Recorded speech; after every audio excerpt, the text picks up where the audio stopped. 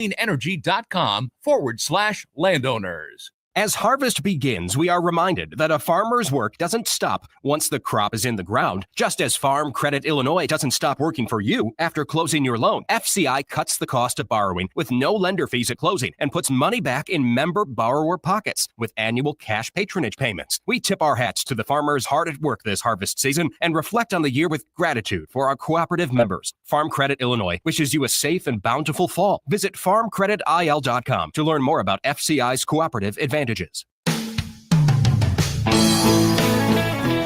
WHOW Combine Reports are brought to you by AAK Mechanical in Clinton, Apex Clean Energy, Baum Chevy Buick, Farm Credit Illinois, Peterson Insurance, Longview Community Bank, Illinois Corn Marketing Board, State Bank of Bement, and Macon County Farm Bureau.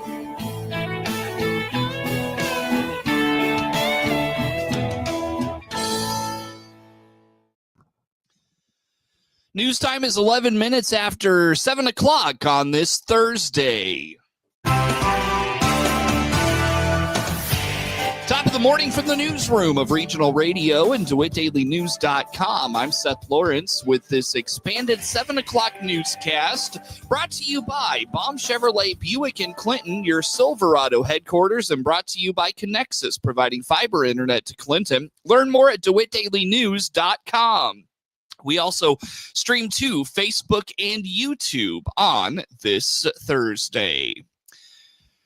Drought conditions in central Illinois continue to worsen as we continue through a very dry October. Water levels at Clinton Lake are very low. On the WHOW Morning Show Wednesday, DNR Conservation Police Officer Noah Workman told the Hart Media Group the busy summer season at Clinton Lake, though, was pretty normal. The summer was a normal summer. Like we didn't have too much. We didn't have too little. Kind of had that perfect amount of activity and emergency things that occur out there. It was good. I just took a boat out yesterday on Clinton Lake, and that's what I noticed. The water level is extremely low. It is much lower than it typically is. Weldon Springs, I haven't noticed much. I don't go down to that water too often, but Clinton Lake water level is low right now. So if you're taking a boat out, we're getting ready to get into waterfowl season stuff. Just be aware of stuff like that. Check your water levels. Know your depths before you start grounding your boat and getting props stuck in mud, stuff like that. Yeah, so, sure. With the waterfowl season now underway, Officer Workman reminds fishermen of the closure on parts of the lake for a waterfowl refuge. The area of DeWitt Bridge and Route 48 did close last week. I think it was October 10th. It closed. It's now a waterfowl refuge area, restricted area. So that's the kind of big news out there to remind people that don't go in there and try to fish it. Have had issues in the past of people that want to take the risk and go in and fish it. And it's a $195 ticket. I don't know what area is worth spending $195 potentially to go fish. So we got the rest of the lake. You just got this one stretch. It's a waterfowl refuge area. It was implemented by the state to our park to give the waterfowl an area to come rest, to try to keep birds more local and keep them in for the waterfowl hunters. I don't know when it went into effect. I've been in this district for 5 or 6 years, and it's been here ever since I've been here. But it's funny because that area, the birds have figured it out. The birds are not as dumb as we like to think they are, because we'll go out, I'll watch those birds fly from bridge to bridge, but they'll never breach that bridge during waterfowl season. They'll go out in flocks, they'll hit the bridge, turn around, come back into their little safe spot.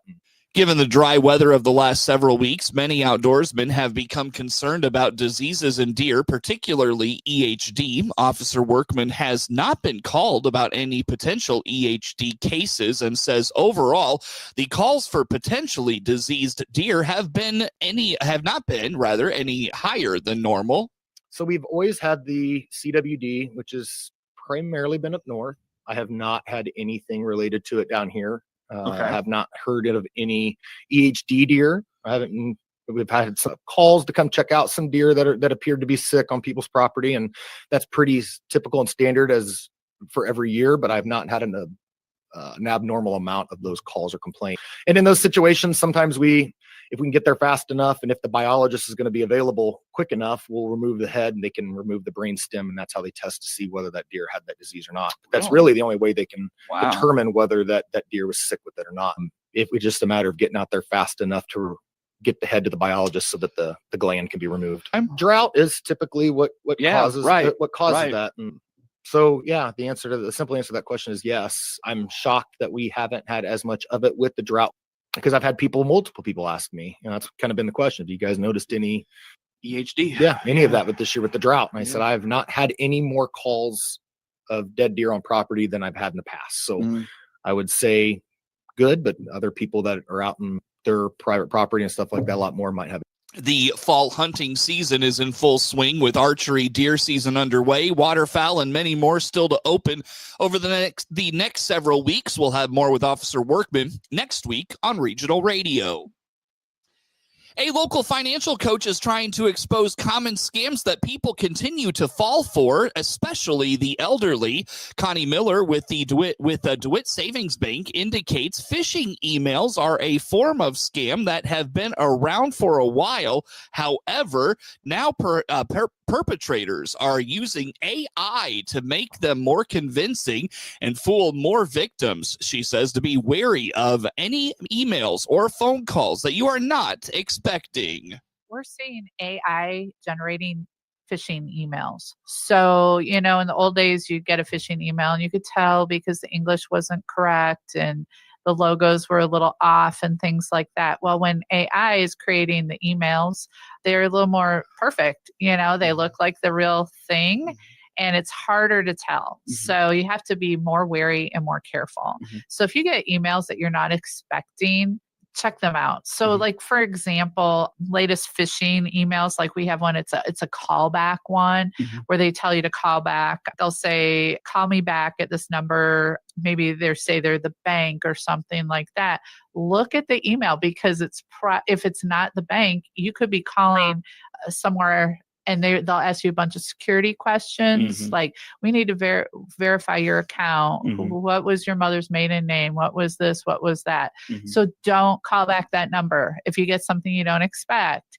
Like they say, we suspect there might be some fraud on your account, and it looks just like the DeWitt Savings Bank, logo and everything. It's very easy for them to take that and put it on a different email. And if you click, like some people because people use their phones now to read email, there's a click to call and it would look like our number, but it might not be. Miller indicates PayPal scams are on the rise, it seems. She notes that this will typically show up as an invoice on your account. But again, if you're not expecting it, you should ignore it. It's PayPal is a big one right now. Okay. People are creating PayPal accounts and they send you an invoice and it looks legitimate. And if you're not expecting an invoice, for a purchase you didn't make, and then you get mad and you get worried. And then there's a phone number that's supposed to be the PayPal phone number. If you don't recognize this charge, call this number.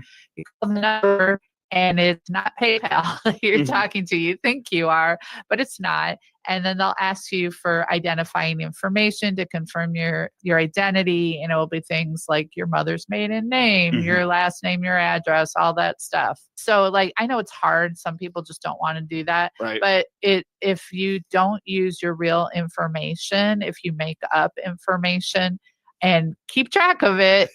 Otherwise, you're going to be in a world of hurt. But if you can do that, that might be the way to go, because then someone can't make a fake profile if they see your mom's name is like Mary Smith or maiden name because you post all over Facebook.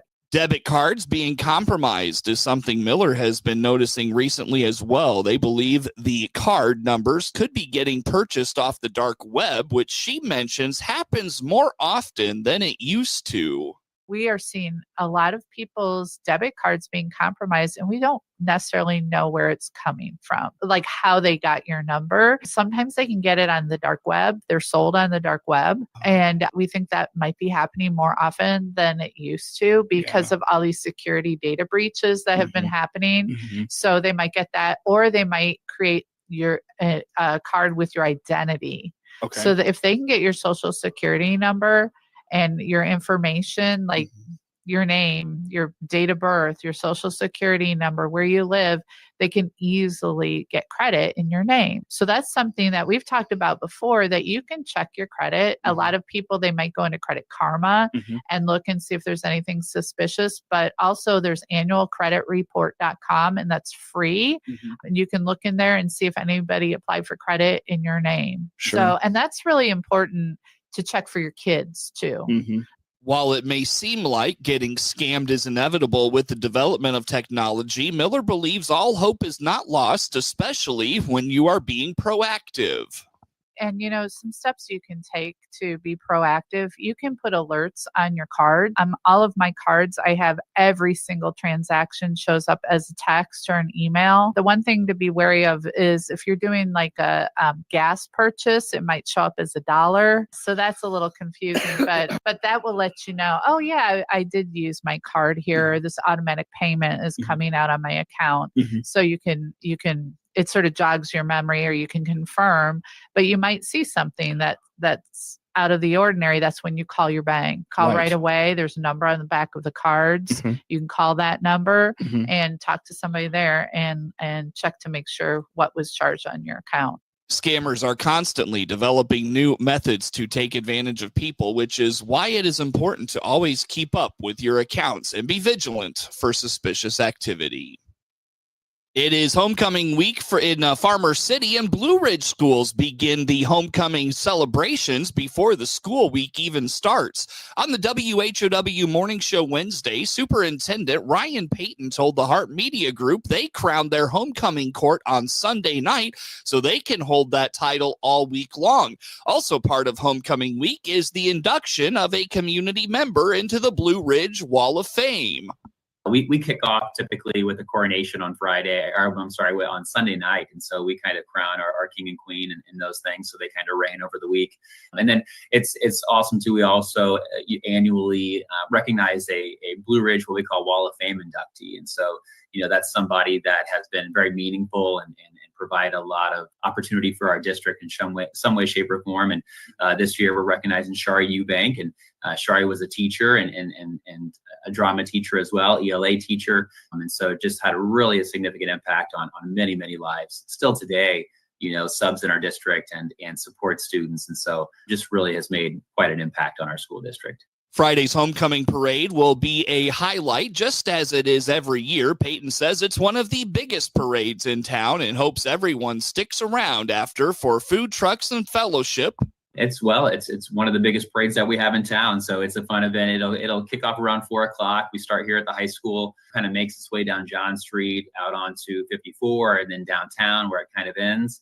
And what's interesting about it this year and what's cool, number one, there's a few things. We have some prior kings and queens of the past coming, over our past 40 years to be in the parade. And then after the parade is done, we're really hoping that everybody comes back to the high school parking lot.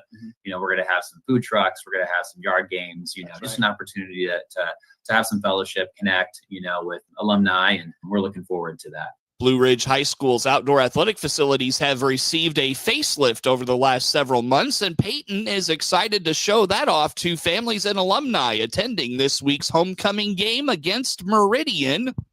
Yeah, absolutely. So, we've done a lot of infrastructure improvements over the last year, and we have a new track and football facility. So we are very excited to be hosting. We had our first home game Friday, where we got to bring in a lot of community members and alumni to see that event. And actually Sunday just kicked off our homecoming week. And so this week we are full of events, with the parade Friday and, our big homecoming game Friday night, which is also senior night. So we're excited to get former alumni and current families and future nights, opportunity to come and kind of see the new facilities.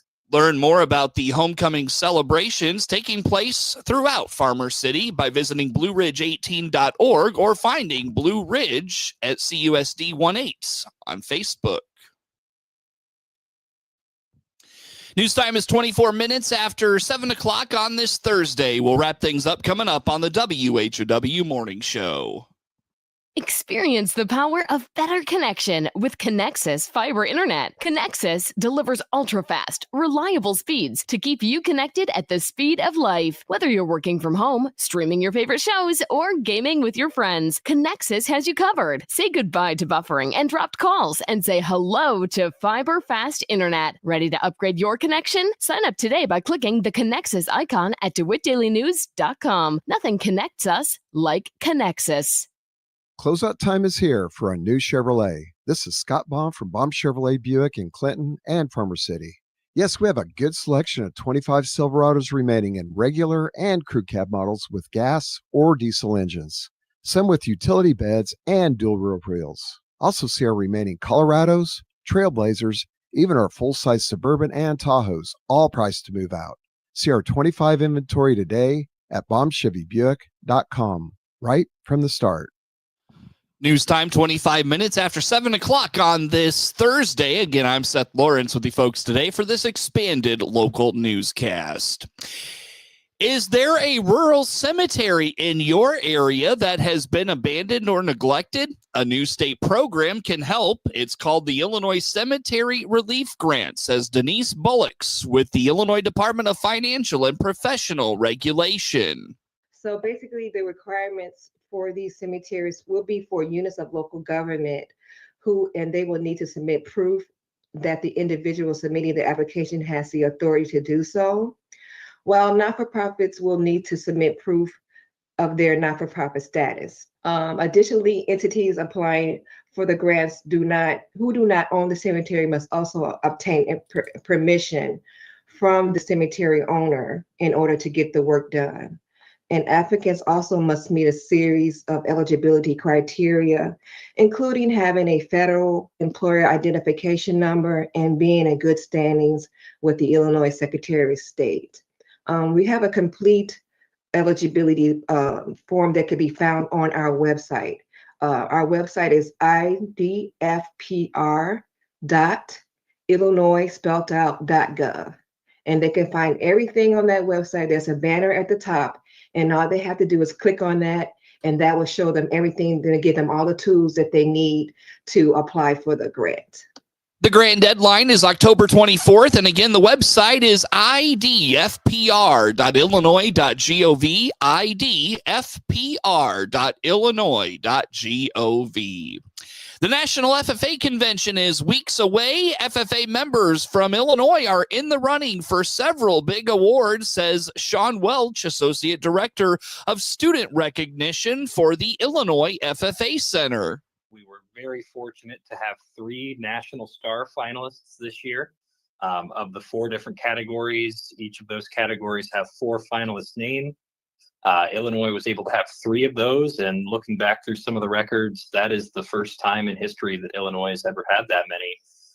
So we've been very fortunate with some of those. The 3 finalists we have in those areas, and they've already done a lot of their interviews, so now they're in the tough part of waiting. But our American Star finalist in agribusiness is Blake Twinhoffel. He's out of the West Glen FFA chapter in the southern side of the state. Our American Star finalist in ag placement is Nevin Erpson from East Glen, up in the northwest part of the state. And then the American Star finalist in agri-science from Illinois is Delana Erpson, also from the East Glen FFA chapter. So having the 3 of them named this year was a huge honor. The National FFA Convention is October 29th to November 1st in Indianapolis. The Better Business Bureau is warning of Halloween-related scams. According to the BBB scam tracker, fraudsters are setting up fake websites, impersonating stores to offer significantly low prices. Oftentimes, those prices are more than 90% off, with the customer receiving no cost and the fraudsters taking all the money. Don O'Brien is scam investigator at the Better Business Bureau. You know, this is really, we're just putting a warning out for folks to make sure they know when they go, especially they go shop online, to make sure that if they're enticed by, a price that might seem to be true, or they come across a website that's new to them, that they understand that that too good to be true price might not even be a legitimate item. Also, one other thing we want to warn folks about is those pop-up shops that come up during the Halloween time. They may be here today and gone November 1st. So make sure you know what the return policies are. And if you do get some kind of electronic item, if there's any type of restocking fee that you have to pay if you do decide to give something back to that store.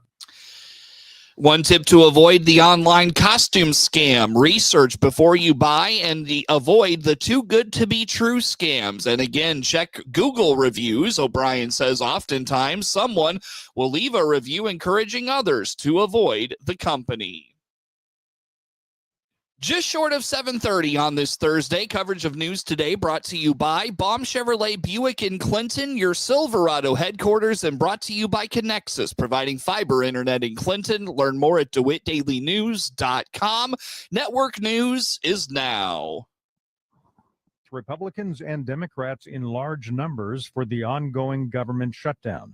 A new AP NORC poll also shows most Americans see the government shutdown as a significant problem, with delayed flights and hundreds of thousands of federal employees being furloughed or working without pay. A typhoon has caused some major damage to remote areas in Alaska. Airlifts are underway to rescue hundreds of people. It's debate night in New York City, 7 p.m. Eastern. Mayoral candidates Zohran Mamdani, Andrew Cuomo, and Curtis Sliwa will face off. Polls show Mamdani, a Democratic socialist, is leading in the polls. New news outlets nearly unanimous in rejecting new Pentagon restrictions for the media. Dozens of reporters turned in their access badges and left the building yesterday. This is SRN News. WHOW Combine Reports are brought to you by AAK Mechanical in Clinton, Apex Clean Energy, Baum Chevy Buick, Farm Credit Illinois, Peterson Insurance, Longview Community Bank, Illinois Corn Marketing Board,